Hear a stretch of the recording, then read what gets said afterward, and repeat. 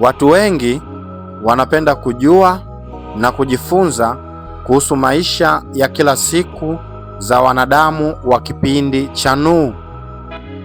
Hivi wale watu walikuwa ni kama sisi? Walikuwa na akili kama zetu? Maisha yao waliishi kwa mtindo upi? Na kwa bahati mbaya sana, maandiko yamewaongelea kwa ufupi mno kuhusu ulimwengu wa wakati wa Nuhu, ulimwengu wa kutisha, ulimwengu wa uovu na machukizo. Kutokana na ufupi wa habari hizi, katika maandiko ya Biblia zimeibuka hadithi nyingi sana nje ya maandiko ili tu kuziba gepu hili la habari hizi za wakati wa Nuhu, ila hadithi nyingi si za kweli.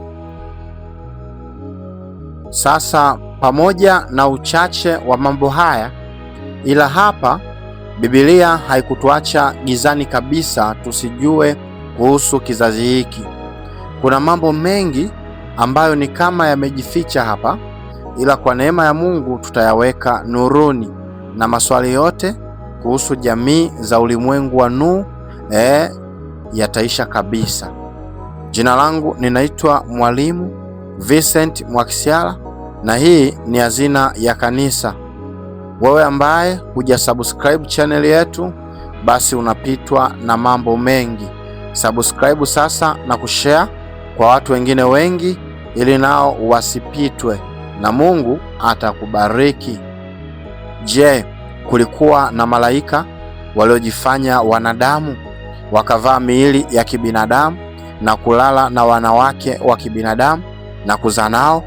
Je, kulikuwa na wanefili, majitu makubwa? Vipi kuhusu mapenzi ya jinsia moja na mauaji?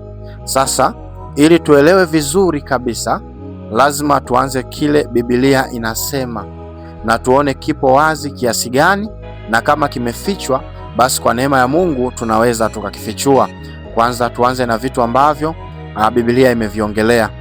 Katika miaka hiyo ulimwengu ulikuwa umegawanyika katika matabaka mengi, ila matabaka haya 8 maandiko imeyaweka wazi. Tabaka la kwanza ambalo limetajwa katika maandiko haya, ambalo limewekwa wazi, ni tabaka la uzao wa Kaini. Tabaka la uzao wa Kaini. Huu ni uzao ulioanzia katika mji wa Nodi. Uzao huu ulitokana na Kaini, mwana wa kwanza wa baba yetu Adamu. Baadaye akaamua kuujenga mji, akauita kwa jina la mwanaye Enoko, na hapo ndipo uzao wa Kaini ulipokuwa. Hapo awali ukoo huu ulitengwa na jamii zote za wanadamu. Ni kwamba Mungu hakutaka mbegu mbaya ya Kaini izidi kuuchafua ulimwengu wote, hivyo akamtenga na wanadamu wengine. Lakini kwa kadiri miaka ilivyozidi kusonga mbele, ndivyo ambavyo mambo yalivyozidi kubadilika, na baadaye kile alichokikataa Mungu ndicho ambacho kilizidi kutokea. Miaka ilivyozidi kusonga mbele, ndivyo ambavyo wanadamu walizidi kuongezeka kwa kasi usoni pa nchi, na baadaye wanadamu walipokuwa wanaongezeka, ndivyo ambavyo jamii hizi mbalimbali zikaanza kuingiliana na zikazidi kuingiliana kijamii, na baadaye zikaendelea kuanzisha mahusiano ya kifamilia bila kujali asili zao za nyuma, bila kujali asili za jamii zao wala koo zao. Na mwisho kabisa, katika kipindi cha Nuhu, wanadamu wote wa uzao wa Kaini wakachanganyikana na uzao wote wa kimungu kiasi cha kubakia na familia moja tu, familia ya Nuhu. Hiyo ilikuwa ni jamii ya kwanza ya kizazi cha Kaini. Sasa jamii ya pili ni uzao wa Seti. Jamii ya pili ni uzao wa Seti. Baada ya kufa kwa Habili, hakukuwa tena na mtu aliyeliitia jina la Bwana. Ndipo Mungu akamleta Seti ili kuifanya dunia kuwa hai tena mbele za Mungu. Ukisoma kitabu cha Mwanzo 4 25 mpaka wa 26 anasema hivi: Adamu akamjua mke wake tena, akazaa mwana mwanamume, akamuita jina lake Seti, maana alisema, Mungu ameniwekea uzao mwingine mahali pa Habili, kwa sababu Kaini alimuua. Seti naye akazaa mwana, akamuita jina lake Enoshi. Hapo ndipo watu walipoanza kuliitia jina la Bwana. Mungu alichagua ukoo wa Seti kubaki na uamsho duniani. Pamoja na maasi ya dunia, bado kulikuwa na watu walioliitia jina la Bwana. Lakini kwa kadiri karne zilivyozidi kuendelea mbele, ndivyo uzao huu nao ukawa unajichanganya taratibu taratibu, na mwisho wa siku ukaipenda dunia na kufanya sawasawa na yale yafanyiwayo na wale waovu, na baadaye wakaingiliana kijamii na vizazi viovu, na mwisho wa dunia yote ikawa jamii moja, tabia ya aina moja, uovu mwingi. Ilibaki familia moja tu, familia ya Nuhu. Alafu jamii ya tatu ni watoto wengine wa Adamu. Jamii ya tatu ni watoto wengine wa Adamu. Sasa hapa watu wengi wanafikiri Adamu alikuwa na watoto watatu tu, ambao watoto hao ni Abeli aliyekufa, na Kaini mtoto wake wa kwanza, pamoja na huyu Seti mtoto wake wa baadaye. Lakini ukweli ni kwamba Adamu alikuwa na watoto wengi ambao wengine hawakutajwa kwa majina, lakini maandiko yanawataja walikuwepo. Lakini pia Adamu alikuwa na mabinti wengi ambao hawakutajwa kwa majina, ila maandiko yanataja alikuwa nao. Na jamii hii ni ile jamii kubwa zaidi ya wanadamu ambayo ilizaliwa kupitia Adamu. Yaani hii ilikuwa ni jamii zaidi kubwa kuliko jamii ya Kaini na jamii ya Seti. Ukisoma Mwanzo sura ya 5 mstari wa 4 anasema hivi: siku za Adamu baada ya kumzaa Seti zilikuwa ni miaka 800, akazaa wana waume kwa wake. Tabaka hili lilitoa jamii nyingi ambazo zilikuwa kubwa, lakini pia zilikuwa na uovu sawasawa na jamii nyingine za dunia. Hawakujali wala kuwa na hofu mbele za Mungu. Walifanya uovu usio wa kawaida, na zaidi walijichanganya na jamii nyingine zote za dunia, na hivyo kuifanya dunia yote ikaasiliwa na uwepo wao, na ikabaki familia ya Nuhu peke yake katika dunia iliyoshikamana na haki.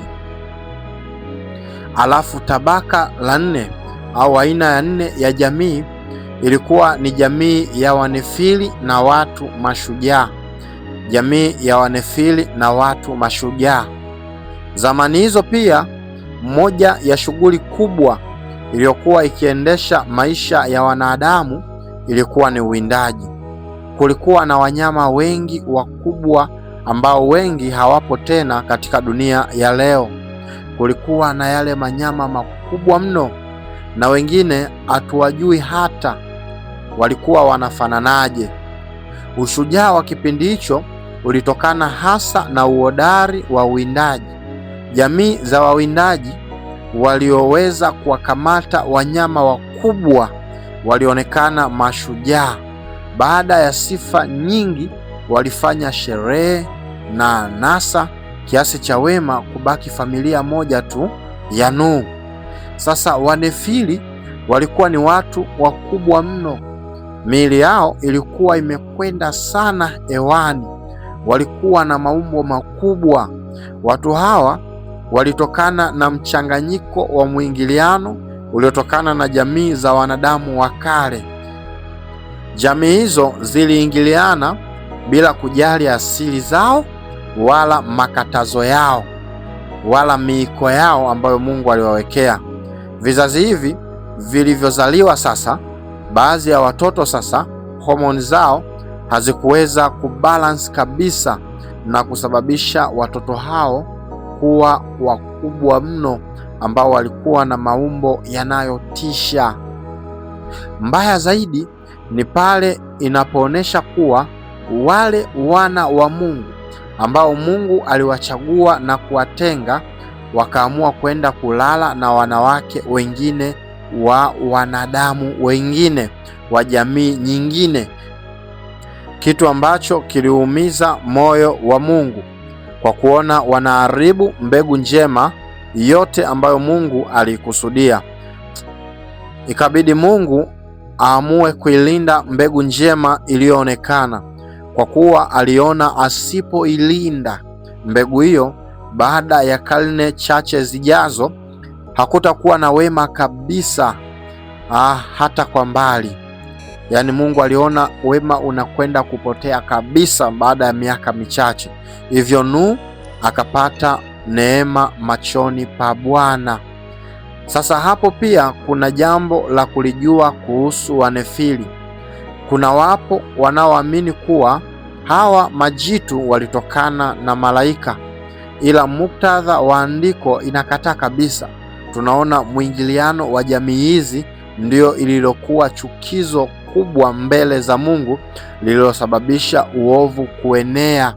Kwa maana ukisema hawa manefili walitokana na malaika, ukisoma kwa muktadha wa maandiko, kama ni mtu wa kufuatilia muktadha, utaona kabisa muktadha unakukatalia kabisa, na muktadha huo unagoma kabisa kabisa kabisa, kuonyesha kwamba kilichokuwa kimetokea pale ni mwingiliano tu kati ya jamii hizi. Watu wakakiuka makatazo yao, wakakiuka miiko yao, wakavuka mipaka ya kifamilia ambayo Mungu alikuwa ameitenga. Na ukisoma hapo katika Mwanzo 6 mstari wa 3 anasema hivi: Bwana akasema, roho yangu haitashindana na mwanadamu milele, kwa kuwa yeye naye ni nyama, basi siku zake zitakuwa ni miaka 120. Hivyo tunaona shida ilikuwa wanadamu. Tena Mungu anaonesha roho yake ilikuwa ikishindana na wanadamu kwa maana ya kuwarejesha kwenye mstari. Alikuwa Mungu anajitahidi sana katika roho yake na kwa neema yake kuwarejesha wanadamu kurudi kwenye mstari. Kama ni hivyo, andiko lingetuambia roho yangu haitashindana na malaika katika huo mstari tuliousoma, lakini hapo anasema roho yangu haitashindana na wanadamu. Sasa hii tunaiweka kipolo, tutaitafutia kipindi kizima kwa ajili ya kuijadili. Tukumbushane tu, na kwa neema ya Mungu itakaa sawa. Jamii ya 5 au tabaka la 5 ni wafugaji. Katika jamii hizi pia kulikuwa na wafugaji ambao walikuja kuwa jamii kubwa sana katika miaka ile. Katika Mwanzo 4 mstari wa 20 anasema hivi: Ada akazaa Yabali. Huyu ndiye baba yao wakahao Emani na kufuga wanyama. Hii inaonyesha pamoja na mambo yote yaliyotendeka, bado maisha yalisimama na kuendelea kama kawaida. Alafu kundi la 6 ni kundi la wanamuziki na wasanii. Katika jambo ambalo sikuwahi kulifikiria katika jamii ya kipindi cha Nuhu, basi ni kuhusu sanaa na muziki. Bwana, miaka hiyo kulikuwa na waimbaji, watu wa muziki na burudani. Ukisoma kitabu cha Mwanzo 4:21 inasema hivi: jina la nduguye aliitwa Yubali. Huyu ndiye baba yao wapigao kinubi na filimbi. Jamii ya Wayubali hawa ndio waliokuwa wataalamu wa muziki. Hii inaonyesha music ilikuwepo hata kabla ya gharika, na hapa tunapata picha kuwa na anasa na starehe huwa sambamba na music. Na ndio maana kizazi cha Nuhu kinafananishwa kwa karibu sana na kizazi hiki chetu tulicho nacho. Alafu jamii au tabaka la 7 ni wataalamu wa zana mbalimbali, ni wataalamu wa zana mbalimbali. Watu wengi pamoja na mimi tulikuwa tukijua kuwa kutokana na dunia ya kipindi cha Nuhu kutostaarabika, lakini haikuwa na maana hawakujitambua. Walijitambua, walipewa maarifa na Mungu, vipawa na vipaji mbalimbali vya kuendeleza maisha yao. Na ndio maana pia naendelea kukataa ule usemi Mungu aliwatuma malaika kuwafundisha wanadamu eti kutengeneza dawa. Kuna watu wanasema Mungu aliwatuma malaika, baada ya kushuka wale malaika aliwapa kazi ya kutengeneza dawa. Huu naikataa kabisa. Kwa sababu gani? Hawa watu walikuwa na akili na ufahamu kabla hata ya gharika.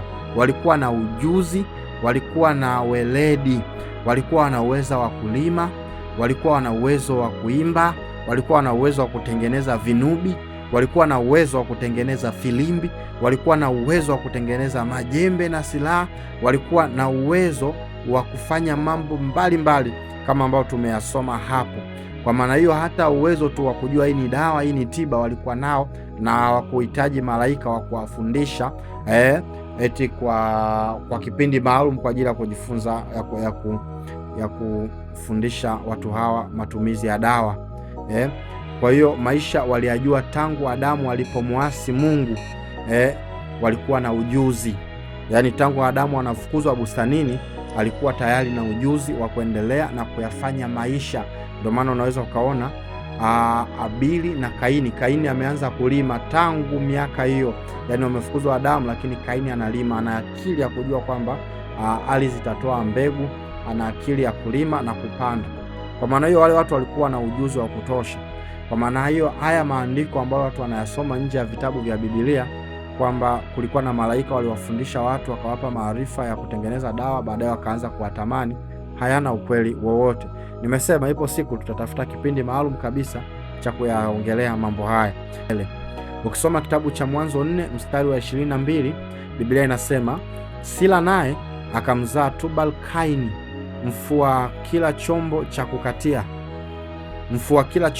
kukatia cha shaba na cha chuma, na umbo lake Tubal Kaini alikuwa Naama.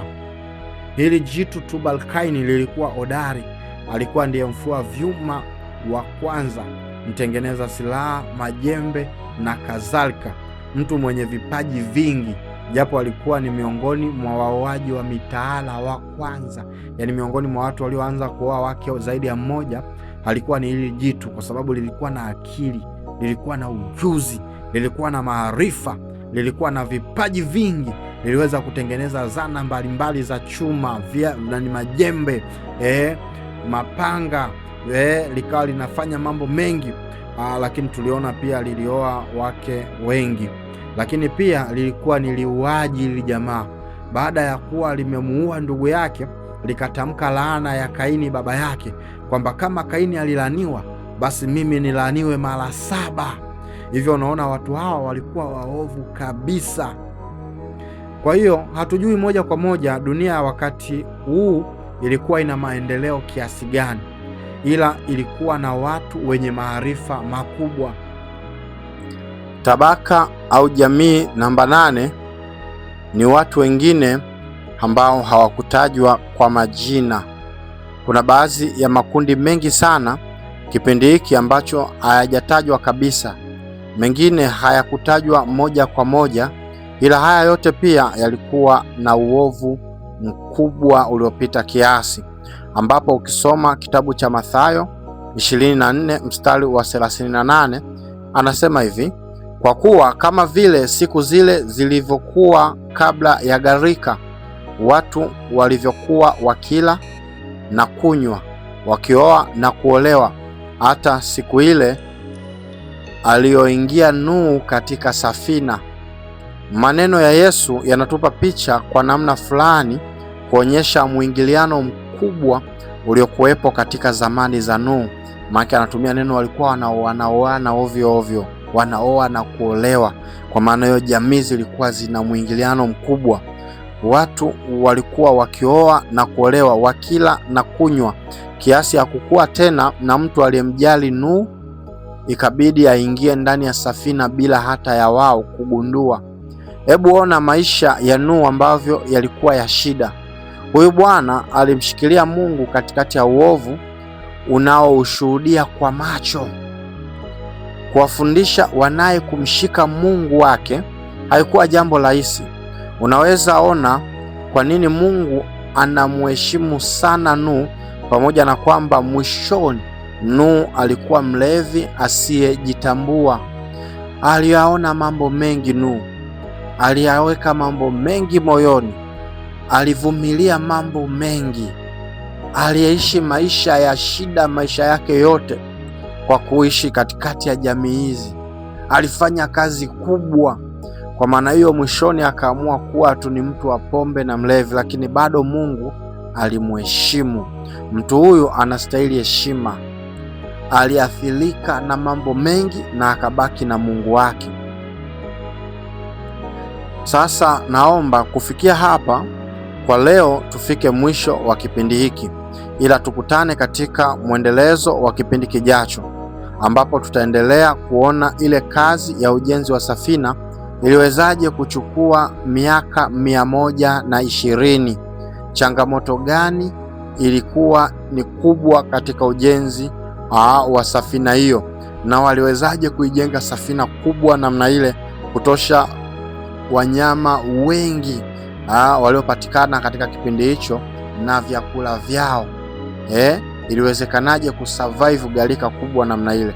Naomba usikose kipindi kijacho.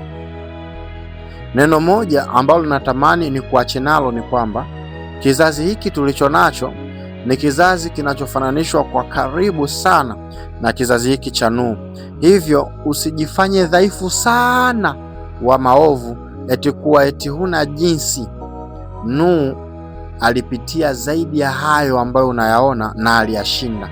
Haijalishi unazo changamoto gani unazozipitia, simama na Mungu, baki na Mungu.